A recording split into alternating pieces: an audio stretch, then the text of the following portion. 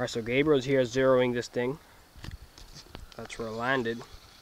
I don't know if the camera could pick up exactly the two dots there.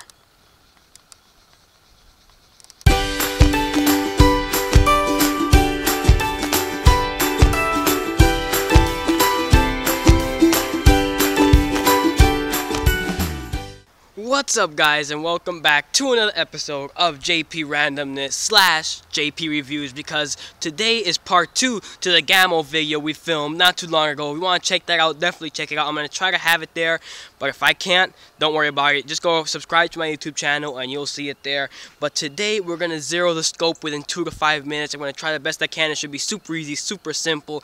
These are the supplies you're going to need to make this happen. A homemade splatter target, which you will see at the end of this video how to make this exact one that I'm using right now. And all I did was tape a little bit with some masking tape, some crosshairs. Something to hold your gun steady. For that, I am using a vise and a table. You can also use one of those professional scope zeroing mounts, but you know that costs about 50 bucks, and I'm not willing to spend 50 bucks for that. I could buy something else for 50 bucks. So I decided to use this homemade whatever you want to call it, homemade vise thing. I'll show you how to rig this up. You always need a little towel to hold this in between there so your gun won't get smashed between hard metal. Next thing you need is some type of a gun that carries a scope. I am using the Gammo Shadow Whisper, which I picked up in a previous video. Shoots very good. I'm going to zero it to see so I can shoot these squirrels super good. But I just realized I'm not going to be able to shoot squirrels for another 5 months because squirrel hunting season is over. That's a bad thing. But we're still going to get target practice so we can get it dead on. So when the squirrels come, we got them. And last but not least, something so we can move this scope from side to side, like you see this one. Let me see if I can get the glare out of that. It's used like some flathead screwdriver. I'm using a simple butter knife that we have plenty of these at the house. So these are all simple household products, basically, that you can grab anywhere, like a vice grip. My dad has plenty of those. I decided to grab that, and some homemade splatter targets. Let's get this scope zeroed very fast. Alright, so let's show you how to rig this thing up pretty good. Now, in the bottom of this, I do have some vice grip holes, so I'll just tighten this thing up. And then find the hole where I normally put this thing in, which will be right there. Just tighten that thing up real good. That ain't going anywhere. Now you have a perfect place to center your gun. And loosen this thing up pretty good. Put the towel right there, so your gun should land perfectly in the center. Alright, so we just put that thing right there. Tighten this thing up real good.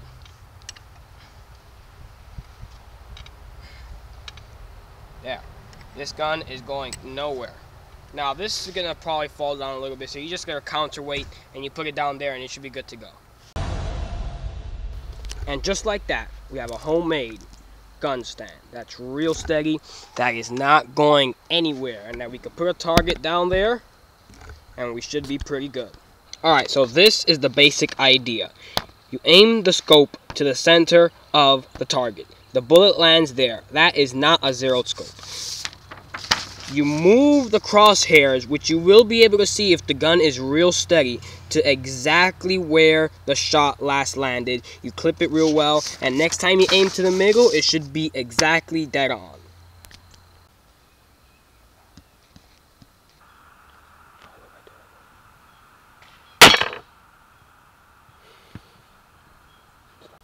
Alright, so if you have seen there, the crosshairs was right in the middle of the target when I shot that, and the thing landed right here.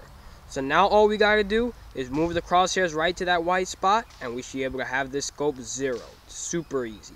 And that's the benefit of having a splatter target when you're filming with it, when you're trying to zero the scope, because you can see that super clear. No need to walking and making marks at all. You just see the little white dot right there, and it should be good to go. Alright, so Gabriel's here zeroing this thing. That's where it landed. I don't know if the camera could pick up exactly the two dots there. But the same basic thing I had in the paper is exactly what we're doing. I'm just not able to film it too well because I don't have a scope cam. But this should work just clear. Alright, so that's gonna have to do it for me. I did take all these shots here, but that was because I really didn't know which angle my scope was, because when I twisted it to the left, it actually meant to the right, and when I twisted it up, it actually meant down. So I had to get used to it, but after I got used to it, I got it all around the same area and eventually got one in the middle. Now my scope should be almost fully zero. That time it took me more about like 25 minutes, even though that I had that problem, which means when last time I didn't have the problem, I got it within 5 to 10 minutes. Super easy for you guys. Follow that and you guys should have no problem with it. Now I'm going to show you how to build that splatter target, so you don't have to be walking up and down every time so you can see it. You could just build that and you can see it straight from the scope like I was showing you guys in the camera. Alright guys, we are back here in JP headquarters. I told you guys after we zero the scope, I would show you how to make a splatter target, which is one of those targets that when you hit it, it's like you see a little circle around the shot to make sure either when you're scoping it or when you're just playing target practice, whether you hit the middle or where you hit, so how much points you get. So I'm going to show you guys how to make that. They're kind of expensive in Walmart. For one, it's like, I don't know, way more than what it should cost for a normal target. But I'm going to show you guys how to make it. And these are all the materials you're going to need. A $1 spray paint from Walmart. I picked this up for $1. You need black, not the white one. You need to get the black one. Then I got some shipping tape, which I use to ship all my stuff that I sell on eBay.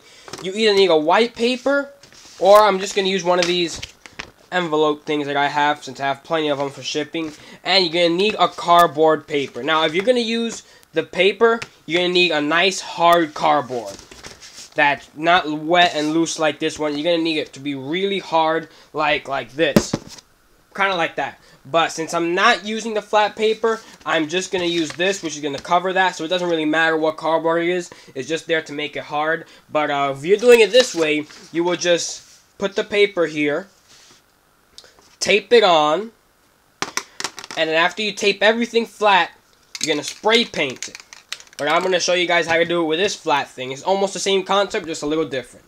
Alright, so for this, I'm just going to insert the cardboard into the middle. And you guys might be saying, well, if you're not going to use the other paper, what is this for? This is here to keep this sturdy, so when you shoot at it, it won't just go like and turn into nothing. So I'm just going to bend it at the right there where the cardboard is. Now the back ain't going to be seen, so this is the main part you want. Now I'm just going to throw tape around it, and for that I'm going to show you guys to a time lapse.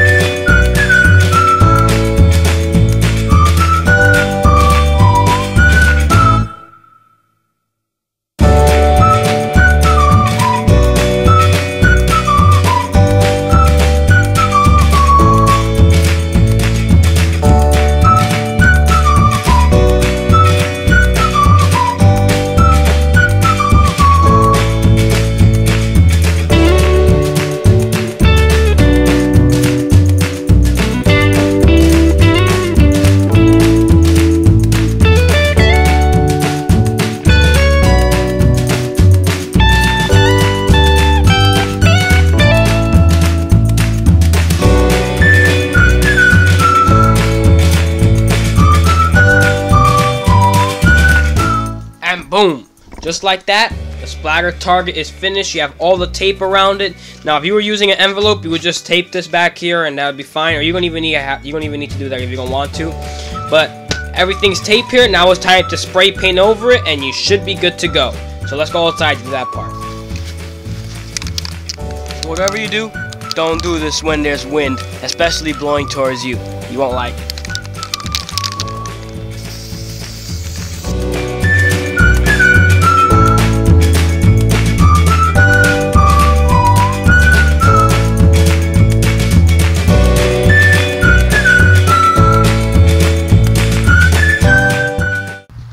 Alright guys, so you just let that dry a little bit, and then you should be able to shoot perfectly with that. One thing I forgot to note is always make sure the tape overlaps the other one that you just put, so there'll be no gaps in between, because then some of your shots might not come out like you want them to be. But I hope you guys enjoyed the video of me zeroing the scope. If that really helped you, please drop a like so you can help me too, and show me that you want to see more things like this, me shooting with a gun. My next video, I know I said I was going to film me shooting the squirrels, but the hunting season is over, so I can't shoot till like another 5 months.